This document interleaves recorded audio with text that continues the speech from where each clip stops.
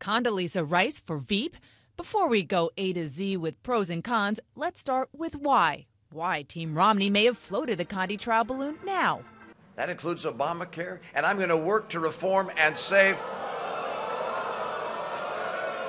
Romney getting booed at the NAACP was running on a virtual loop. Then, suddenly, an exclusive about a black woman being considered for Romney's running mate pops on the Drudge Report, according to GOP sources, the go-to blog for a top Romney aide when he wants to change the narrative.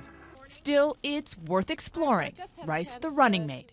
First, the Condi pros. There are many. Beginning with the aforementioned obvious. She is a black Republican woman, a political twofer, and having a female on the ticket would make the influential Ann Romney happy. You think you should nominate a woman? We've been looking at that, and I'd love that option as well.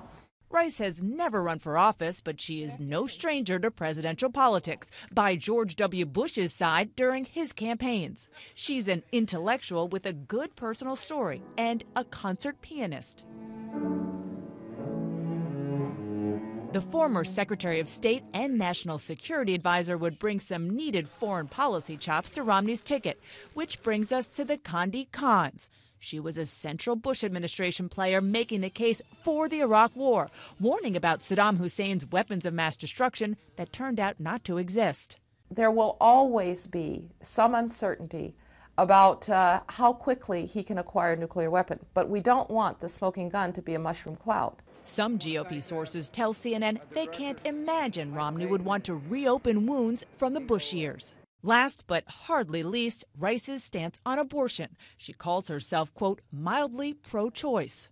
That I worry about the government being involved in. But I'm like most Americans. I think abortion is a terrible thing.